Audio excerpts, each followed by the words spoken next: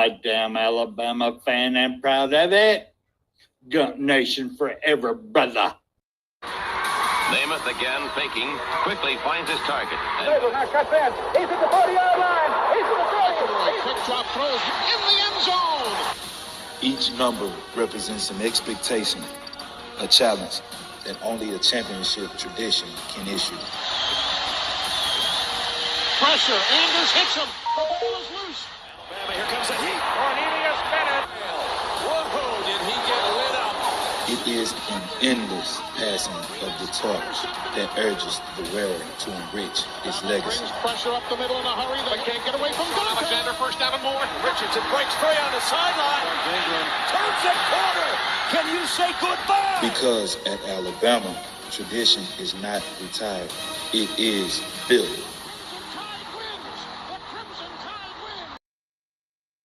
I'd like for people to remember me as being a winner, because I ain't ever been nothing but a winner. Alabama defeats Miami. Calling as the season. This is not the end. This is the beginning. Roll Tide, family, roll Tide. Thank everybody being up in here. Thank everybody's going to watch this afterwards. We do appreciate y'all. And just in case y'all missed it, we are Bam Damn, a damn Alabama family. And proud of it. Gut Nation forever, brothers and sisters. As y'all can tell, I'm a little wore out, beat down today, but we're going to get through this today. We're going to have a little fun with it. But before we get started, let me bring on our one and only, the man himself, the oh, God, I don't want to give him that much credit, but I'm going to have to just give him the math teacher. A.T., come on down, brother. It doesn't just roll out great players. He and his staff develop them. It's all about the process.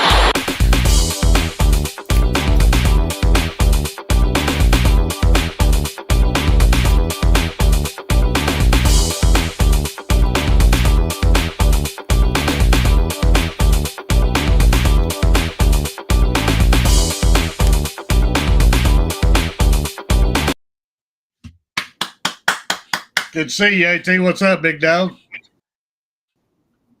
Tide, the LSU, fuck you. In 2 weeks, we're coming for you. We're going to take your manhood. We're going to take your women. We're going to take your town, and we're going to bring it back up here to Alabama, teach them how to say yes, sir, and they're going to learn how to say roll Tide.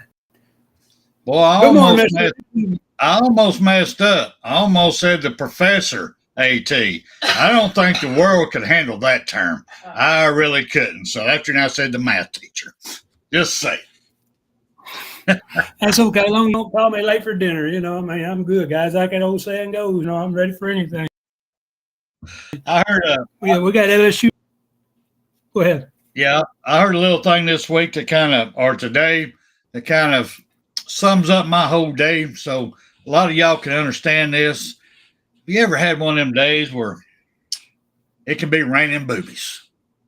You look up to enjoy them. You get hit square between the eyes with a pecker.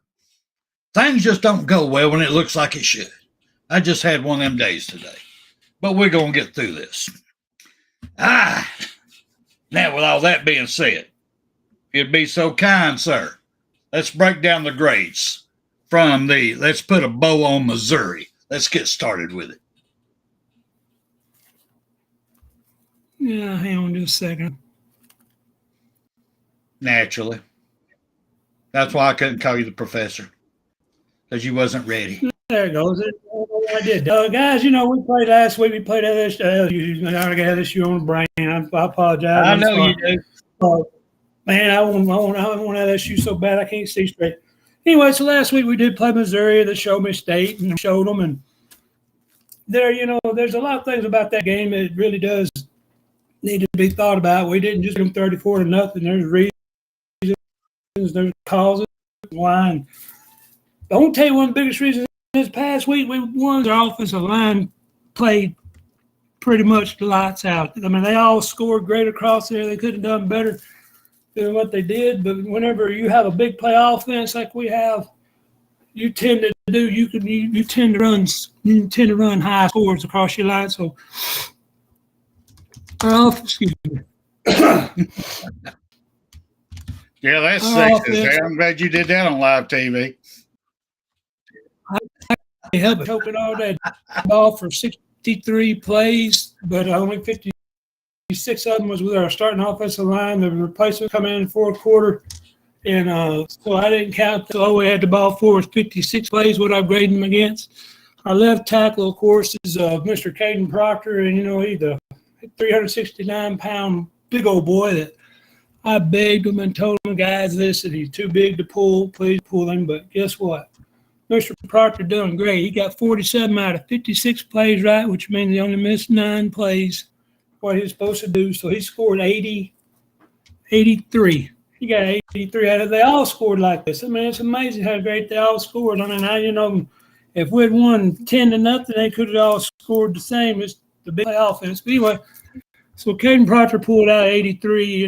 He's the thing I didn't know. When you raise your hand, Spencer, whoever's out there, if you're listening to me, did you know Caden Proctor to this point against he had not gave up a sack this year? You might know that.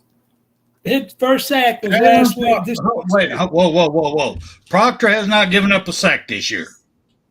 Until this past game against Miissouri, he gave up a sack against Miissouri, but he not gave up one sack this year. And believe me, I triple check, not quadruple check. The announcer said it, and I said, whoa. I'm like, I said, whoa, wait a minute. There ain't no way he's going to get no sack. So I went to look and everywhere I can find. There's nobody that can prove he gave up a sack. So if they lying to me, I'm lying to you. But anyway, so he didn't give up a sack until yesterday, and he gave up a couple of pressures. But anyway, our left guard also, Mr. I'm drawing blanks on names again. Our left guard, he graded out at 85%. He's going to be a first-round pick in the upcoming draft. I mean, he's going to be whoever needs offensive lineman, he'll be a first lineman off the board. I don't know who that'll be, but I promise you it'll be a top 5 pick because I don't think there's that many quarterbacks out there that's worth the first 4 picks in a draft. You might have 2 quarterbacks. That's about it. So our left Tyler Booker, our left guard Tyler Booker graded out at 85% or 85. He done great. I mean, he's one of them old boys that you can lean on and say go get him and just walk off and don't worry about it. And then of course our offensive center came in from Washington with Coach DeBoer, Mr. Brailsford.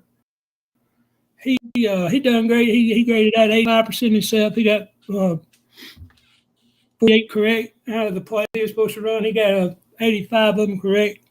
So our center still hey, listen, have we had a bad snap? If you have seen a bad snap in the last couple of games, you're welcome. I sent him a letter going, hey, listen here, here's how you do it. And he said, Mr. Laster, I appreciate it. So he sent me the thing, and I got it over here. I can show it to you. Yeah, but the heck out of the ball, doing a great job, making good calls across around the offensive line. And Mr. Brailsford, I appreciate this and sending that jackass up there at Ohio State.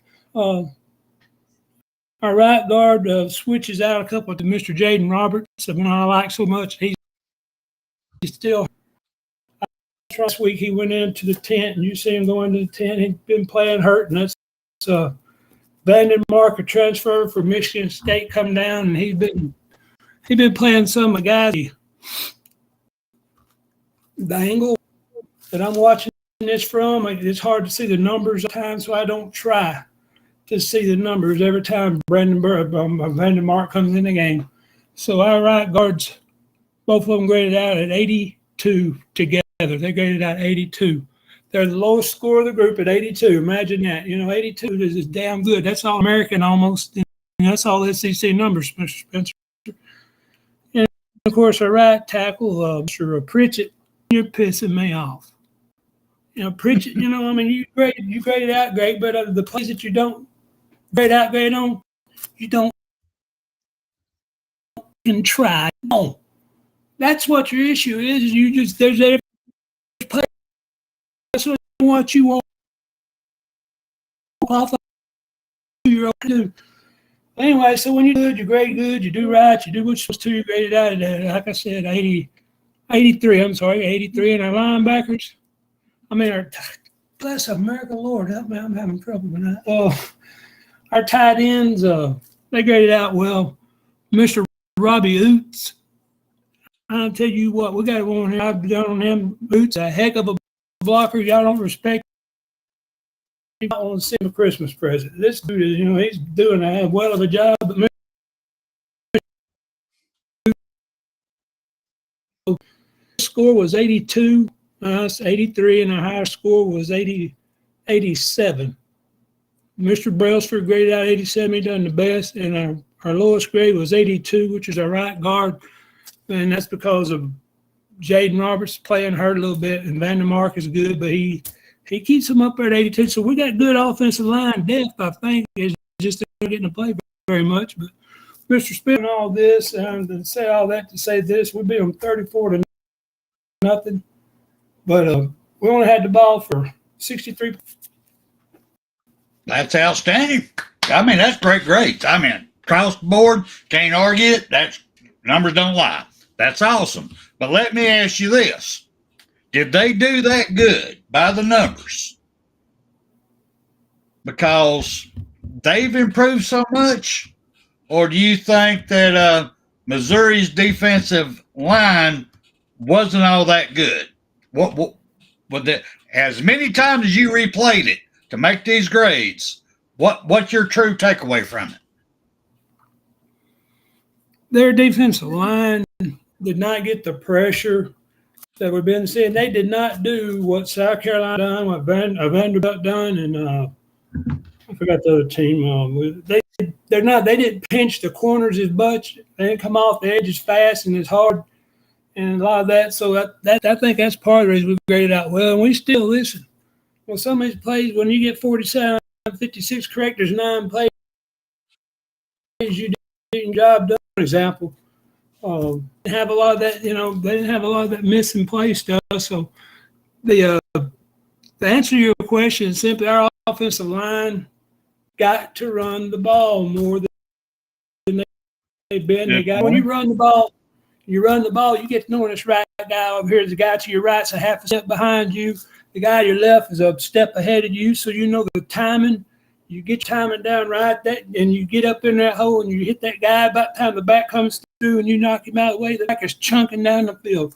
That's the difference. That's execution. It's timing, and it's perceived. Get up in him, you knock him back, you driving him back. Another guy comes across and is up a hole. They worked as a unit. That's the best they worked as a unit this year, Mr. Spencer. But it's definitely offensive line was better. They were just better. I'll give you that. I saw improvement. I really did. And I have to agree, a lot of it had to do with them running the ball more. That we all been preaching about. Run the damn ball, please. Good God. Yes, we have all these stable running backs. But now with that being said, if we need to at least do, I'm going to say a 50% game play calling to run the ball. Why can we not snap the ball sooner than what we are on running plays? Because we get a lot of penalties because these big boys are down there in the dirt. They get all down there. Muscle starts getting tight. You start getting a burn all in the thighs, and your fingers. I mean, it's all there. And you're making them sit. Well, not only do you make them sit, you give them your muscles that little quick relax where they all come up to the line. They're down there. Everybody stands up and looks at the sideline. So you done went down there and got tense, looking around, then your muscles relaxed. Then you go back down and you done put a strain, release, strain. So now you ask them to stay there through 3 or 4 claps. Yeah, you're going to get movement. Why can't we start doing this a little bit quicker? So these big linemen can just start firing off and just pushing. Let these running backs get hit some. Let them get that leather build up where they're getting into it. They're loving it. They're getting mean. They're eating. They want to eat some more. Why make them wait and cause a penalty to cause the problem? I mean, I'm asking, what do you think? Man, I'm right there. I think it's built into every offense to go fast. And here's my thing. If we just run the ball for 10 yards and get a first down, automatically have a 5 play in your play. The second play is going to be a different play, whatever it is, line up and go. Like you said, I don't know why we don't go fast when we're on fire, Spencer. I don't understand. Maybe here's the only excuse I can give you is we're learning a whole new system, a whole new terminology, and the coaches are learning the kids. And I mean, that's the only thing I can give you because, like I said, they better get us now while they can because we're going to start getting better. Execution, right? We started getting better. If you watch some of these plays here later on, maybe you can watch offensive line better. I have no idea why we don't. We ought to do it more as far as running the ball. When we run for a first down, line up while they're still standing there. I watched this, and I'm like you, this pisses me off. We're lined up. We're sitting there watching them. We're like, okay, fuck what they're doing. Snap the ball. Let's go. They're not ready. We're like waiting on them to get ready. Okay, I'll block him. You block him. You block him. You block him. Let's go. If they're not ready, snap to them. Let's go. We ain't got just do what you can go where you're supposed to go. It's going to make. But I agree with you. It's entirely aggravating out that we not snap. What gets me more? I mean, I see it across all the teams that I've been watching, especially in the SEC. All the big boys, they all get up to the line. I mean, even old Piss, Lane boy, they even do it. You know, they come up there, they'll get to the line, everybody rushes up, then everybody stands up. And even the defense, like, what the hell? And everybody's the defenses now are starting to come to the line, and they're keeping their hand up, but they're dropping that one knee, waiting for them to stand up to get to play, and they're waiting on adjustment before they come out of it. So if we just started going in there, we knew what the play was going into it. I mean, we got a mic and a helmet of the quarterback. If you don't want to use it, if he don't cut on quick enough, go back to the old signs. 3-0, boom, boom, whatever. What? And just get up there, line up, first Sam, go. That's just me. Yeah, that's what I do. It's creating a lot of unnecessary penalties, and I know our linemen, everybody's getting blamed for it, but you also got to blame the system also. You can't ask these big boys to stay in that crap position for a long time after time after time. You hurt, you cramp, you get pains, you're beat up. Your jaw gets on the side, pulling some pubics. I'm just telling you, it hurts. Yeah. So been there, done that. They're doing better with the play calling. We got the running. So now let's take it to the next level this week. I like to see it going against your LSwho people. I really do. I agree with you. You got any film study this week? Say again? You got any film study this week? Yeah, I got 4 or 5 plays. One of them is the same play twice. The first one's going to be I think the first one was sitting in, and I tried to get up with Icebox about this. I wanted to send it in with the sound in the background where you could hear all the racket going on. Right. You never hear a whistle. You never hear anything whatsoever. And then also that way and show that first one to Mr. Overton is sacking the quarterback. I mean, you never anything. Let it roll, Mr. Icebox, if you can, sir. It's amazing how this play. I don't understand this. This play, they should apologize to us for throwing a damn flag on this. And it's just pure stupidity. I'm not sure. I think. Okay, there he goes. Well, he's working on it. Why he's getting this part handled. Speaking of that play, okay, here we go. Never mind. Yeah, he's on the corner right here. As you see him, he's ready to go. He's ready to rock. There's no look. Watch the players. No, nobody stops. And then all of a sudden, the quarterback. He's the only one that gives any act. That there's something maybe wrong. And that guy just runs in. I will admit, their quarterback did kind of stand up and he stopped his play. I will admit that. If you watch it right before he gets hit, but nobody else did. Everybody else was blocking. Yeah, nobody else heard the whistle. He's the only one, I guess, that heard the whistle. But you look at everybody. Everybody's going full speed. And then they start. Well, I'll take that back. He didn't either. He was still taking his next read. I take that back. I was wrong, y'all. He was looking for his next read. But this right here, they called him for roughing the passer. And I mean, I'm absolutely having a duck fit. If I had to, I wish I'd put the sound on there and took a chance on it. See, he's turning, he's looking at this crossing pattern right here. You can see him turn to see it. Yeah, he's still going too. Everybody's fighting. Everybody's blocking, offensive line. Look at them. Everybody blocking. Ain't been no whistle blown. There's no way Overton right there can know that play is. Where's the officials? Why ain't they running in blowing the whistles? Where are they at? Look at the guy. Look at the official back here at the 30-yard line. Yep. He's watching the offensive line. I guess he's supposed to be the offensive line judge. He's back there watching them. He's not throwing his hands up there. He's just not doing nobody's doing anything. It's a poorly officiated. And I'm telling you what, these guys, you can't do that. That could have cost us big time. Go ahead and let her run, Mr. Icebox. Just amazing. And 15 yards, gave him a first down. They didn't deserve it no more than a man in the moon. Of course, Quay picks it up, runs it in just in case it's a fumble. And that's it. It's a dead ball foul. And okay, this right here is going to be the Milroe. Watch what Milroe. Guys, I've been on Milroe's ass for the past couple of weeks, and y'all know it. But Milroe makes this play because he figured he gets going. Go ahead and run it, Tommy. Mr. Icebox, I'm so sorry. I mean, he comes left, and he's going to come, and here they come. They're blitzing off the edge because they know what he's doing. He's just, whoop. Now watch. I mean, he just absolutely look at the speed that guy's got. A lot of this is going to be like that. The rest of it is going to be plays like this. It just shows how good our quarterback can be when he's making good decisions, Mr. Spencer. Well, you're right. Go ahead and play it again. Watch the right tackle. He locks him down. He locks him down. Yeah, there you go. Stop it right there. All right, now let's break this down. He had to stop because our guy right here, 57 right here, he got beat. He missed his block.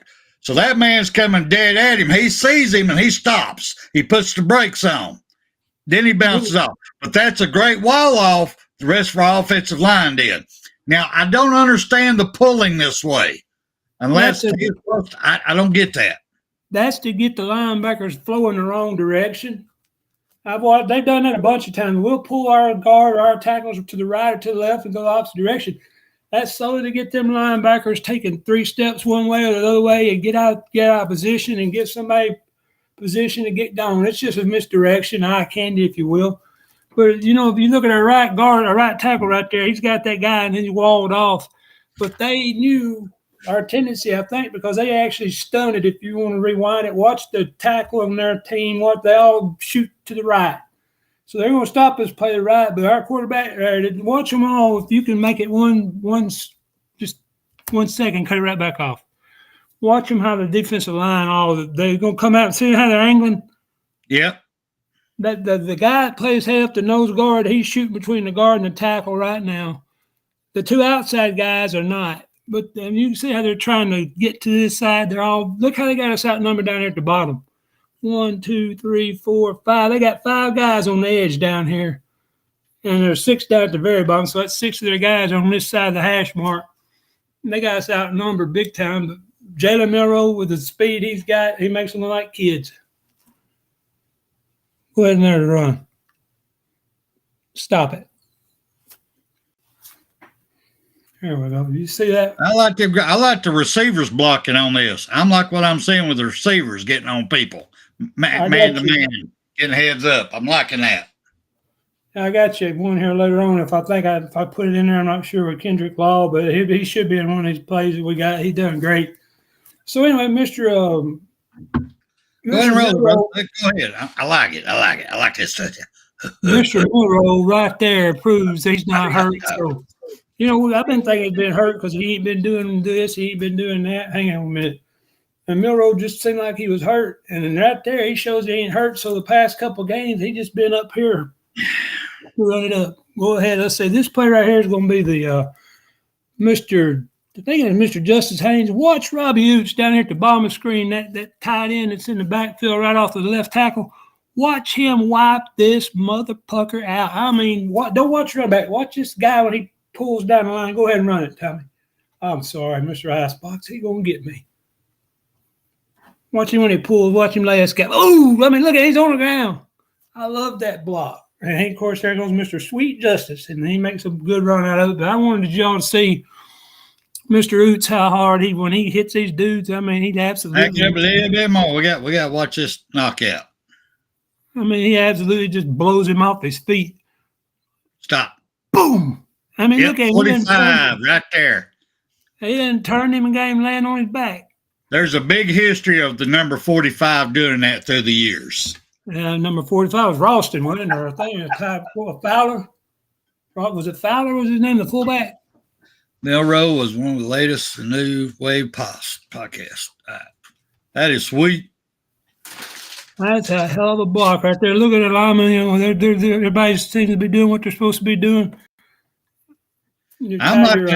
I'm liking also how quick Sweet Justice there hit the hole. He did not hesitate. He hit it with full speed. I still like the blocking going on. We got this one person out of position right where he's going, but I like the play calling. I like how it was set up. Keep going there, Icebox, please, sir.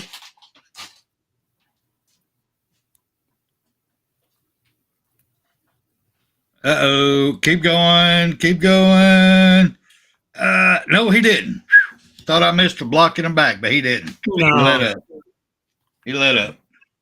No, like I said, guys, the offensive line, that play right there works simply because they ran in enough, and that guy gets to knowing he's going to have that guy, and they all get their timing down. The running back gets his timing down, he hits that hole when he's supposed to, and when you hit that hole, instead of a half a second late or a half a second early, you hit it when you're supposed to hit it. That's what happens right there. You get big gains because you give timing is everything on run blocking. And if we run block good, it's going to lead into pass block good because they're going to expect us to run all over them. Go ahead and start. This is going to be here's your play. Watch Sweet Justice Haynes when he barrels this linebacker. I mean, he pops him, and that guy just sits down. Go ahead. That defensive lineman and that defensive linebacker just sits down. Watch him. Boom! He just said targeting. I got another view of it. I got another video. That's one video. I got another video that shows the same thing. It's just a longer video. It's the same exact thing. This same play. This is the same play. I just got it from a different angle. Watch him when he hits it. Right. Boom! Launch with the crown of his helmet. Launch with the crown. They've got to change that rule. I'm sorry. And that's over 5 yards downfield. He launched for this guy and knocked it. Look at him. That is targeting both of them. Both of them doing it.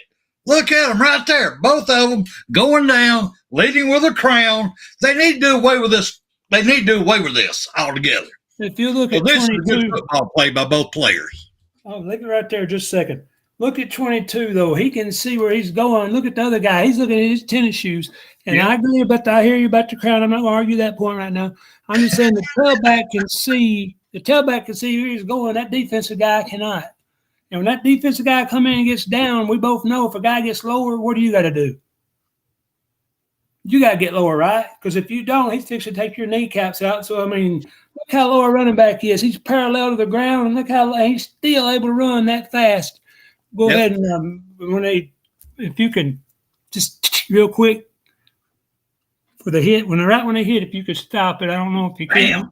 Bam. I mean, you just knocked his dick dead in the turf. I mean, that was a dick turfer right there. Jesus Christ. Oh, damn, that was sweet. But with these rules, the way they're written today, that's targeting. Class A targeting by the rules. Both of them. This is why they need to change these rules. Because both guys, I thought, played like you're supposed to play football. Yeah, that's why I didn't throw a flag. That's why I didn't throw a flag. I agree with you. It should not be a penalty on that. Go ahead and let that run through, man. If there's another, I think there's one more angle. It's the same angle from the first one. It's just a different angle, a different time on it, I think. And let it go through. Let it keep running. It'll show it again here. It's just a long version of the same play. I was so irritated on that next replay. They were so close to showing how good it is. Watch this guy when he hits him. He just sits down, and the guy sits there for a minute like he's stunned. And I guarantee it, that lineman that he hit, or that linebacker he hit, is going to be in concussion protocol. Watch him again when he hits him. Watch him sit down. Boom! Okay, he sits Go back down. a little bit. I enjoy seeing that so much. I love it. My little wee-wee's getting hard. I love it. Stop. See, he's starting to go down. He's getting in the launch position. Go ahead. Right there. That dude just sits down. I watched Cole Cubic and Roman Harper talk about this play. And Roman Harper is like me and you. He loved it. I mean, he absolutely gaggled over. He said, "Watch that defender. That defender just sits down." He's like, I guarantee it. He rung his bell. I don't know if he come back on the field right immediately or not. And hey, Icebox, you might want to tomorrow since you're off. You might want to go ahead and copyright that Dick Turf comment. Oh yeah, because nobody else said that. And the guy's damn dick knocked in turf. Dick turfed. He was Dick turfed. All right, go ahead. Sorry about that. Keep going. I think as the last one, there's a little bit more of that same play, but right when he does what he's going to do, it irritates me because it stops it. Oh, that is a beautiful run, Sweet Justice. And right there, this play stops. He's fixed it. See right there, you see that where he's looking, and that play stopped. But you see he's looking dead at number 4. Number 4 is looking dead at him. They know they're fixing to come together like a couple of rounds, and that's what they did.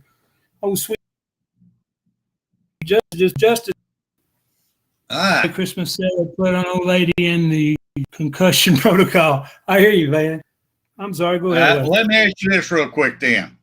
After seeing it many times you have, I know I said this about the offensive line, but I'm going to ask you about the team as a whole.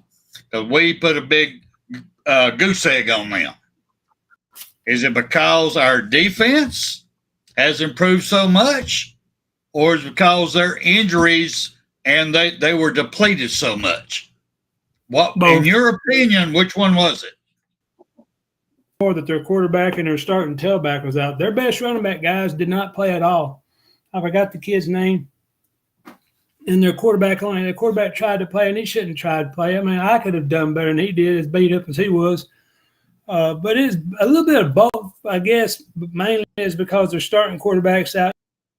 You know, if you take a Tennessee starting quarterback, Nico, out from Tennessee, and you take Sampson out from Tennessee, how are they going to be? You know, not Nico. You take Sampson out. That's a different game. Well, you take them both out, and that's what I'm saying. You know, you take them both out.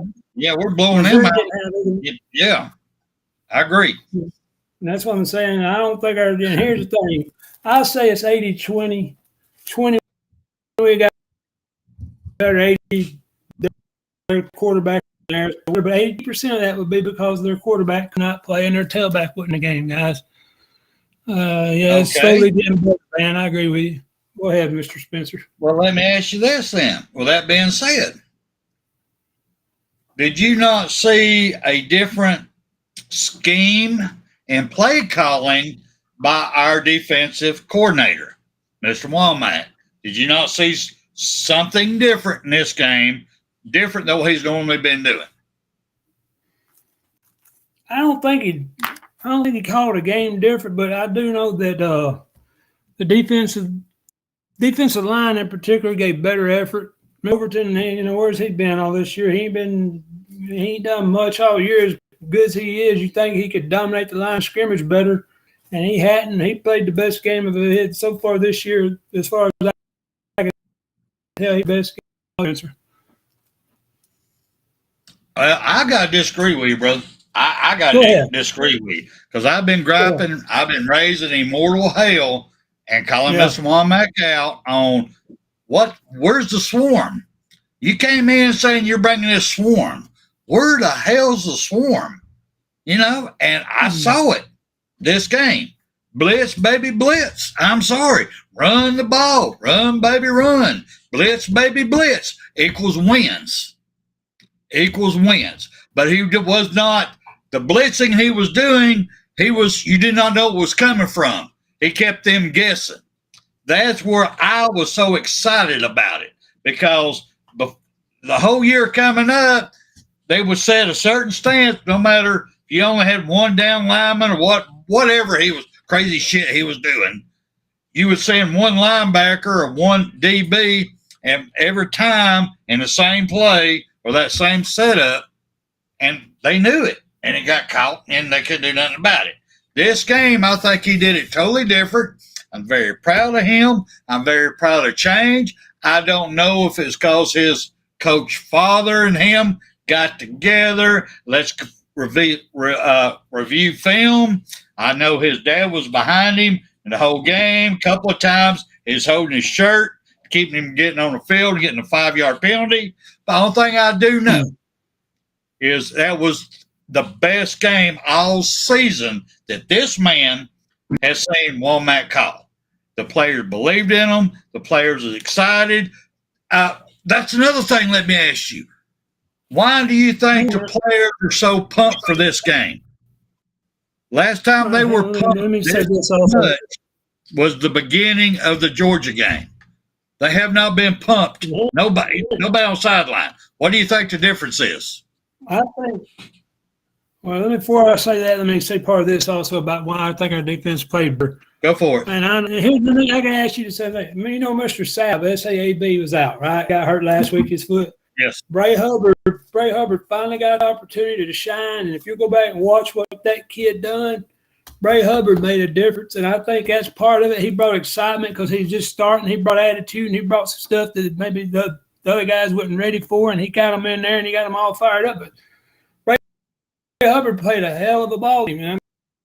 I was really happy for him to make sure. Yeah, I was really happy for the kid. He was in on several different breakups and different pressures, and he done great. But what was your question again? I'm sorry, I didn't want to answer that. No, that was on that was the defensive part of it.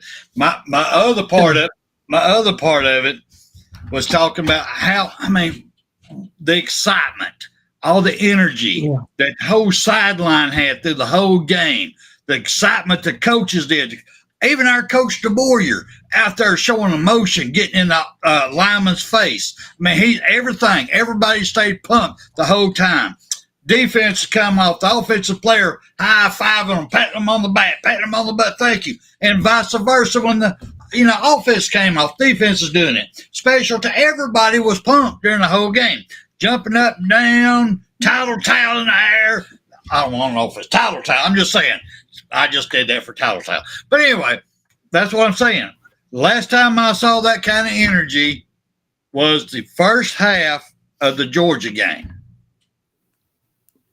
From the second half of the Georgia game to the Mizzou game, I have not seen that energy on the sideline. What do you think changed? What happened to get a whole team pumped? Let me ask you this, and this answer your question. What happens when you back a dangerous animal into a corner? Do what now? What happens when you back a dangerous animal into a corner? When you get him in a corner, he got nowhere else to go. What's this to happen? Come out fighting. He gonna come out with everything he's got. He gonna come out, and that's what happened. We're a 2-loss team, and then they got knowing if they lose again, playoffs are gone.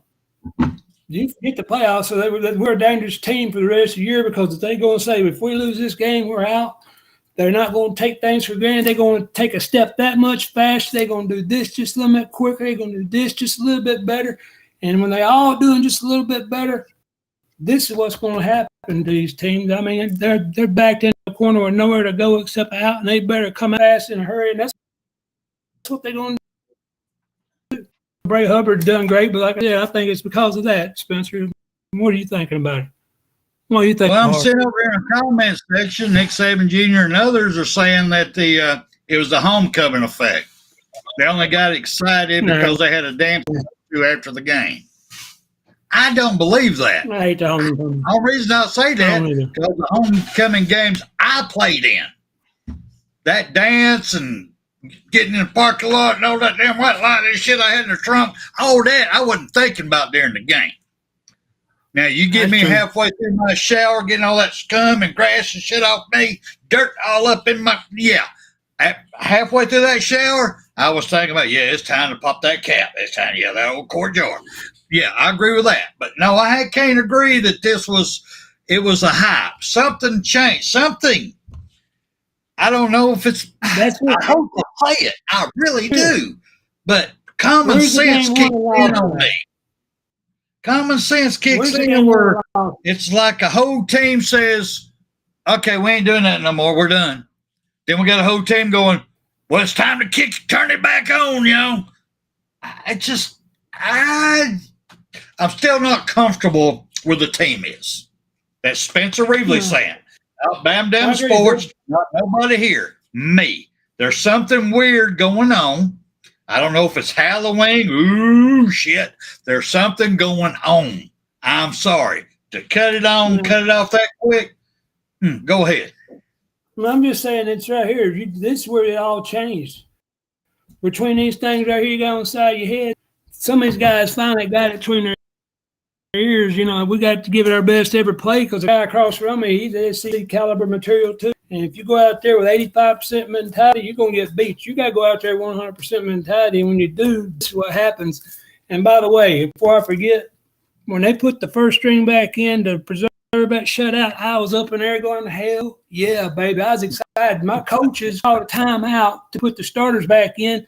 That tells me what they're doing. That made me feel good. Because now I know they won't, well, they want to win. But I love that they called a timeout just to put starters back in. That's wonderful. Well, with Milroe going over and hugging Womack's neck, leaning over to him, congratulating him, that tells you that brought respect from Womack to the offensive players. But that was at the end of the game. But that's going to bleed over to this week of preparation on the bye and getting ready for LSwho. All that's going to bleed over because they're building respect now. I don't know if that was a problem, that the players didn't respect the coaches and assistants. I don't know. I'm just saying there was a problem there. I'm hoping it's worked through. I hope they all damn getting it all together now. But I'm just saying it bothered me. It was too obvious. If that happened in my work, I'd be looking on who started, who can I fire? Because this ain't good for the company. And they got a saying here, guys. I want to tell everybody, if everybody go back and watch that game, there's a one section I want you to listen to Jordan Love. He's the announcer talk. It's in the third quarter, about 4 minutes and 28 seconds left in the third quarter. Jordan Love talks about the time and what's off with the quarterback and stuff. He talks about Ryan Williams, how young he is, and talks about how that can throw it. And you listen to what Jordan Love says about Ryan Williams and how, he's going to get better.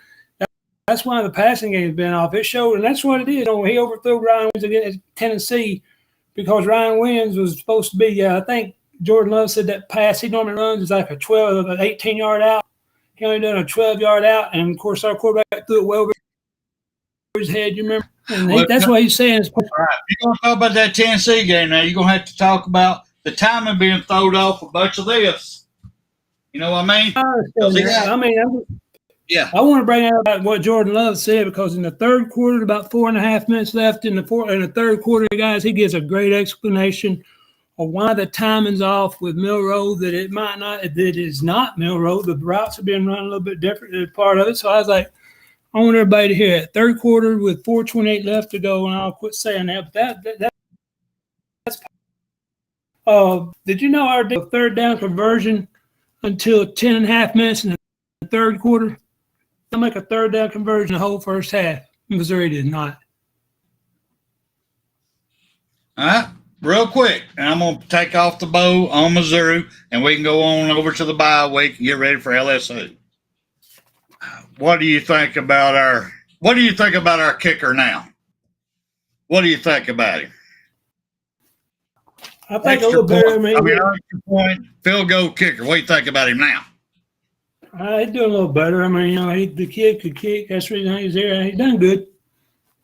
What are you laughing about? What's that supposed to be a point for? No, I think it's great because me personally, I've been negative on the boy because I was having flashbacks. I'm going into DTs and shakes and stuff, going, oh, good God, here we go again. Jesus Christ, we're going to lose games because of a field goal kicker. What is going on here? I was having flashbacks, and I was so happy for him to hit them and hit them good, solid. It tickled me to death. I'm serious. I was going through DTs. It was terrible, and I was so happy. It was great. I hope his confidence built up, and away we get to go, because I thought he did a great job.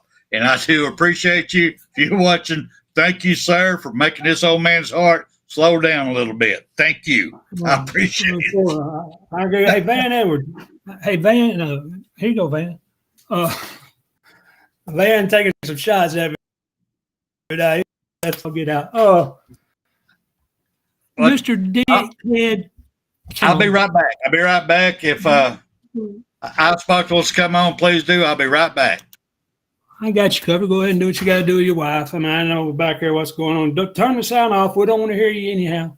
Anyway, guys, did y'all hear what Mr. Florida State loser, Mr. I ain't going to say his name, DK? Oh, the Kennel, his name, what he said about Alabama. He said that we are not deserving of the playoff. If we win all our games, he don't want us in the playoffs because we're not deserving. We don't belong. If we win all, we still don't belong in the playoffs. I'm guaranteed there's a shooting bird screen right now. I appreciate it. Go up with number one if you agree with me. I am. Mr. Undefeated last year didn't make a playoffs. His team didn't make a playoffs. He got his little feeling hurt, and this year they're won one game. Mr. Kendall, I love it. I love it when you get on there and you cry about Alabama. And last year you got your butt beaten, and because we got in the playoffs and y'all didn't, and you've been crying ever since then, and you've been buying. Okay, I'm going to keep on. I love it. I absolutely love it to death when you cry like that. But guys, we got LSU coming up for long, and LSU and Alabama, they're going to be up for us like nobody else. It's going to be on like Donkey Kong. I mean, it's going to be some raping, some pillaging, and some shooting, and some hanging, and it's going to be some hard hits. When you come into this game, you better have this up here on. You better have it on right. You better be ready to play from the minute whistle blows to the last whistle, because they're going to be hard on our ass from where we go. So I got to looking, and trying to find some things. I ain't a big stats dude as far as games like this go, because there you go, Mr. Nick Saban Jr. Go kiss her. He can kiss mine too. So I got to look at things, just seeing how close they were. LSU's defense. Okay, we look at their what they give up running the ball. Their what we give up running the ball, and such and so forth. They're 48th in the country on defense against the run. That's bad, ain't it? But guess what? We're 69th in the country against the run. Our defense gives up more yards than LSU does. That's not like a big difference. 48-69, it's 14 yards difference. And we're 69th in the country against the run. When's that been that bad? So that's right about the swarming defense, but we learned they're getting better. So then I guess the pass, we're 35th against the pass, and LSU, and this is what I didn't. I thought they'd be better against the run. LSU's defense is 88th against the pass. Well, our defense is 35th against the pass. The grand total difference, 37 yards. 37-yard difference. That's the defense. Like I said, I just looking for numbers, trying to make this make sense. And penalties is where I think, we have our biggest issue. These mental mistakes up here. These up here, not the hard mistakes where you're going after you being aggressive and you're hitting a guy and you're taking him out and doing it. You're too aggressive. I can handle that. When you do something stupid, that's when I want to put your butt on the sideline and tell you go home, don't come back, because I can't stand stupid penalties like that. But our penalties, we are 129 out of 133. There's only 4 teams in the country that's more penalized than us, Mr. Spencer. Only 4 teams are more penalized than us. And guess what? That can get you beat. LSU, if we come out with all these penalties like we did against Tennessee, we're going to get beat. We cannot have 15 penalties against LSU. We'll get beat. We're 129 out of 133. Only 4 teams. 4 teams, Spencer. They got more penalties than us this year. And then I looked at the other side of their offense. Our offense, total offense, LSU's 32 points a game. We're 37 points a game. Our defense gives up 22 points a game. Their defense gives up 18 points a game. Again, everything's this close. And what's it going to come down to? Like I said earlier, It's going to come down to these things right here. That thing between these ears you got. Sure, go ahead, sir. What do you think? Well,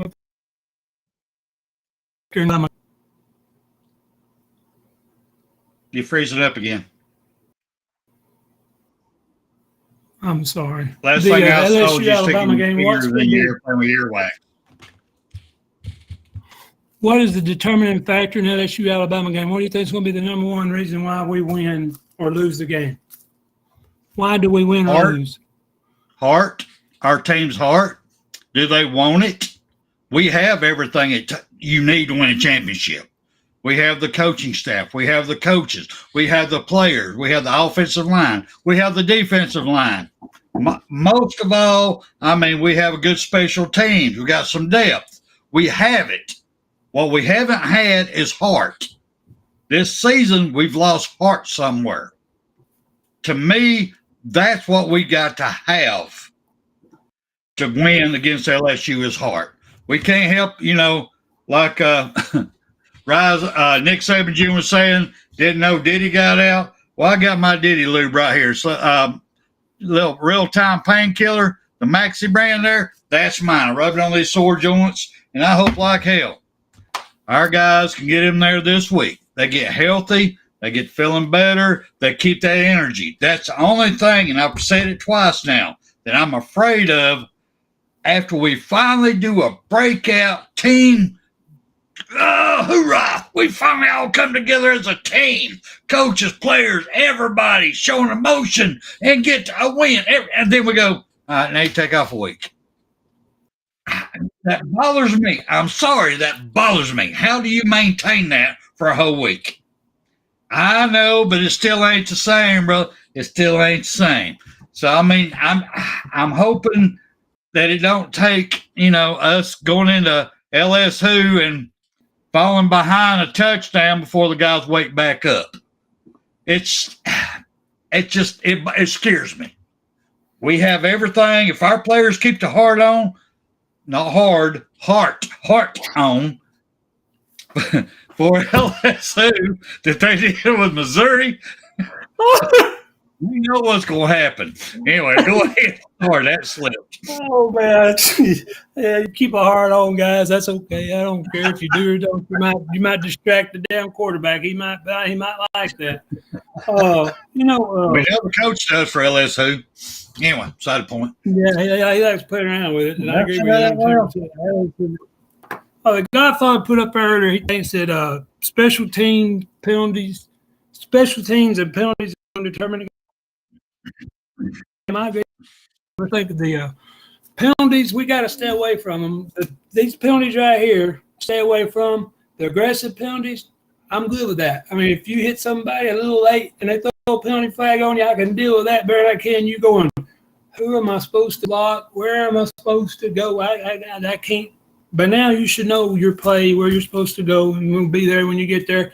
Play on time, play on rhythm, get off the ball, do what you're supposed to. Low, quick feet. Offensive lineman, 369-pound Caden Proctor, low, quick feet. We got, like you said, come out with heart, come out fast, because against LSU, I think they're going to come out. All right, let me ask you this. That being said, I think our coaching staff's learned on every game we played. I think they learned against our loss against Vandy. I think they lost against our loss against Tennessee. And Tennessee game, I had to give it up to Tennessee fans, of all fans. They had that stadium rocking. It was loud, very loud. All right. Well, we're going to let LSU. It's about to be very loud, very loud. So do you think that our coaching staff learned when it's loud, let's hurry this up. Don't keep our guys there because they can't hear nothing. Let's go on motion. Let's go on first count. What do you think? Or do we go under center? What do you think is going to happen? I think you're center or your left guard, whichever one you want to. He's going to reach over and touch him and know when to snap the ball. He knows everybody. That's about the only way I really would trust it, over and touch the center. There's no – they can be heard over 100,000 people screaming. you can't even 10 foot away from the dude. You can't hardly hear all that. It's easy to hear me sitting here doing this. Well, I think it's going to be on the touch, and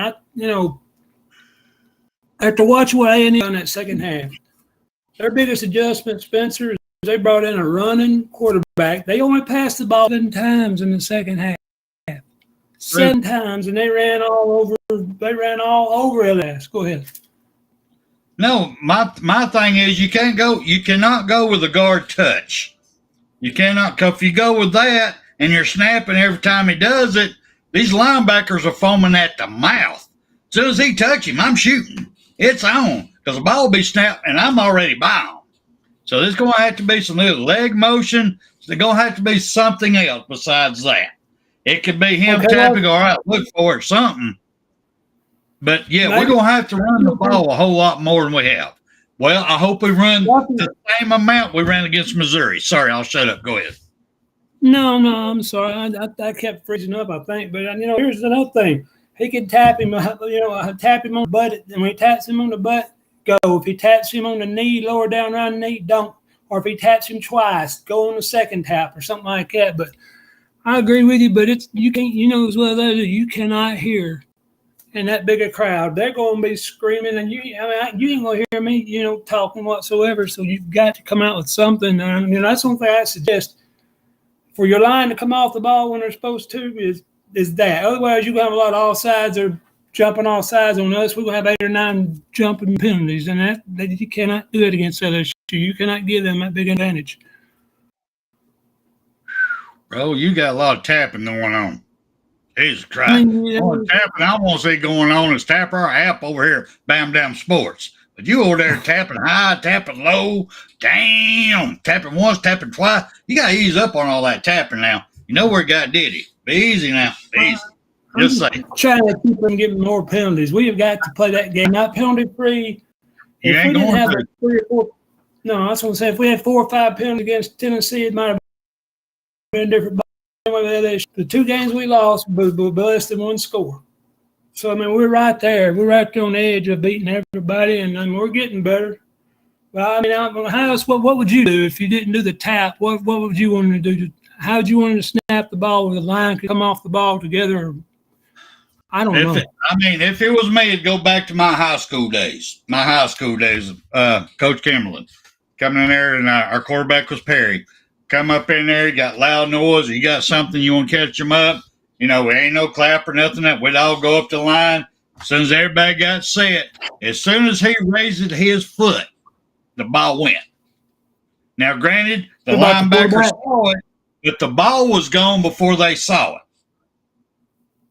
And it was just boom.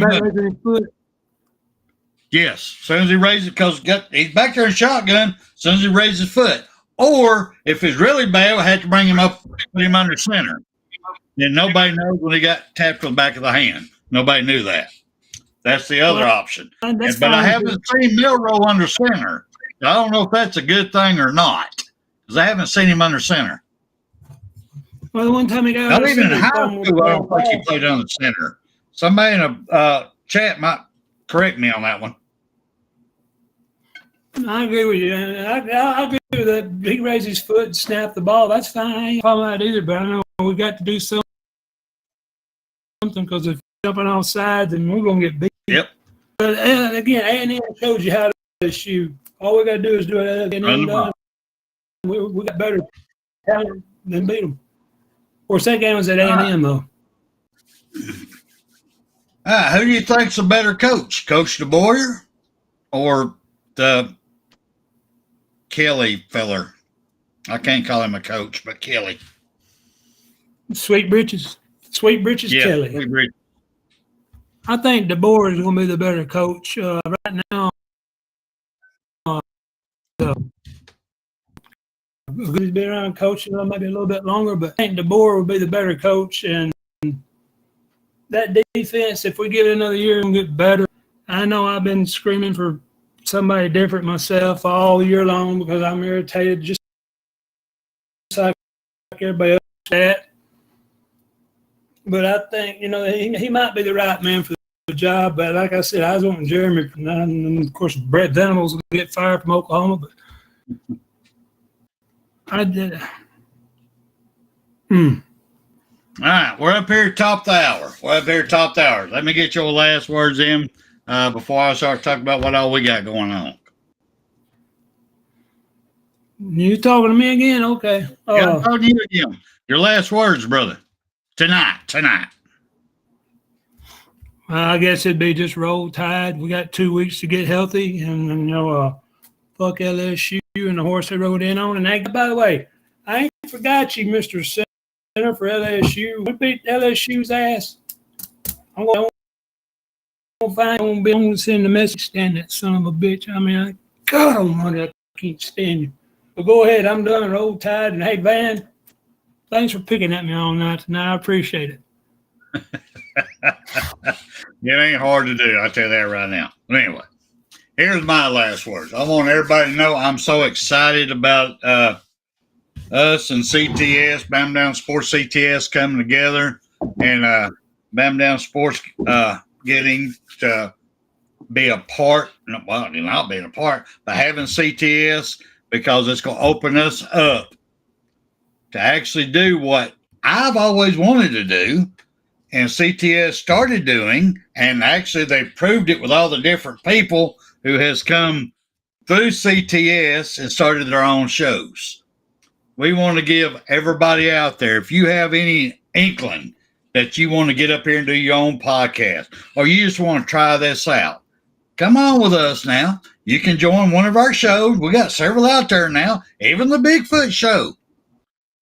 Icebox love to have you on there talking. If you want to do something a little different, come on with us if it's something you really want to do. Do you feel comfortable in it? Do you want to do it?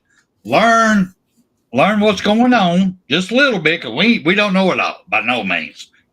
We're just a starter area here, but we can give you the platform to grow. And we can give you your own show. You're going to have to learn how to run the board, but because me and Icebox, we can only do so much, but you'll have to learn how to run the board, and you'll learn how to do your own show. Then you can determine if this is what you want to do before you start investing in a lot of equipment, a lot of stuff. So we're giving that out to everybody. Ladies, if y'all don't want to talk about football, y'all want to come on and talk about ladies basketball, ladies softball at Alabama. Go ahead, AT. You're doing timeout on me. What? Real quick, I'm sorry, I'm just saying this. Hey, no Auburn fan, no 10, and you got to be if you're on the channel, you're an Alabama fan. Is that right, Spencer? Are you going to let Auburn fan have a show? If an Auburn fan wants to come on and do an Alabama show, come on. That would be an awesome show. That would be awesome. And I'll pay their ass. I'm just telling you right now.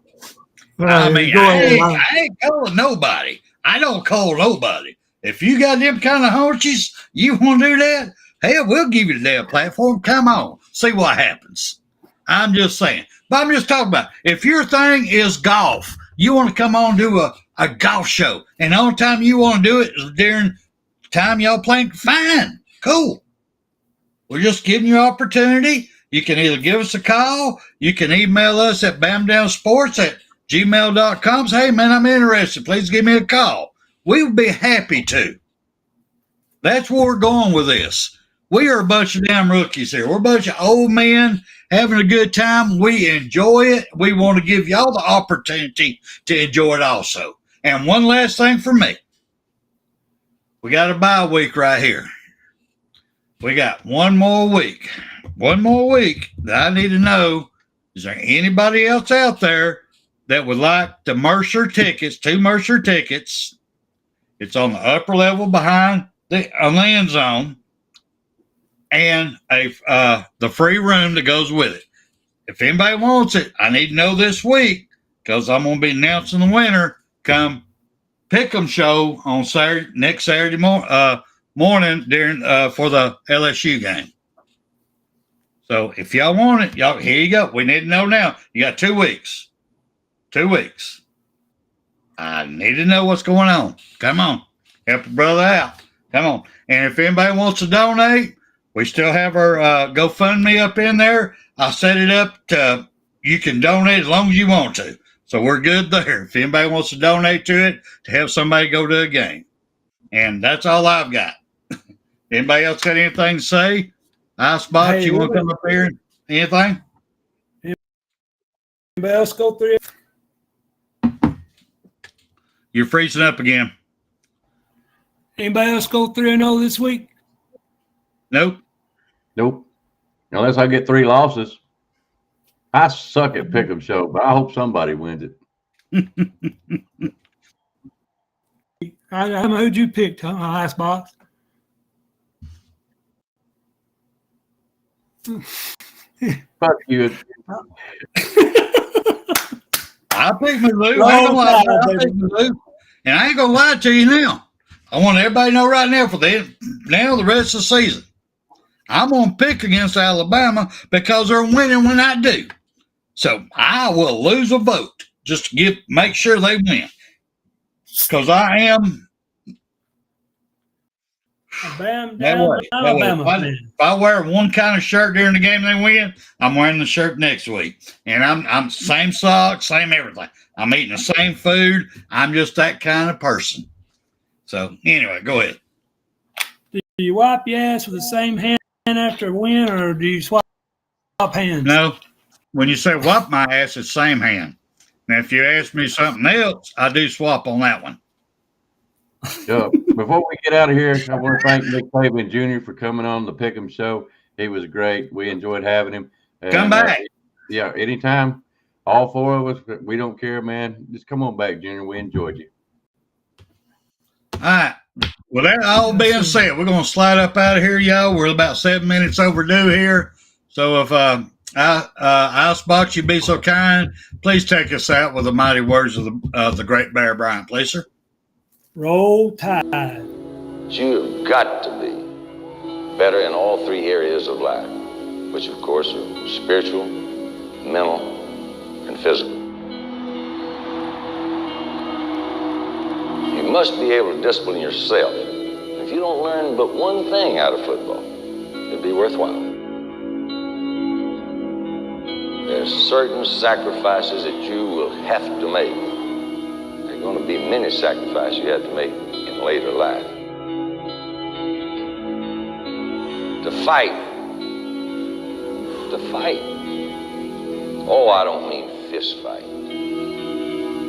I mean to get up and come back and get up and come back and get up and come back again after you've been knocked down. And that could happen to you in later life. But if it does, you're going to know how to handle it. There's no one that ever has or ever will accomplish anything alone. I've read about self-made men. That's Tommy rot, as far as I'm concerned. I don't even know how to define intangibles. And I know that if you learn these lessons, you'll have it. And if you have it, you'll win, and you'll be better prepared in those 3 areas of life that we've been talking about. That there are going to be times for everyone that you're going to get discouraged. But if you never lose sight of your objective and never give up on yourself, if we do that as a team, 11 at the time, 4 years from now, why, we'll be walking out of here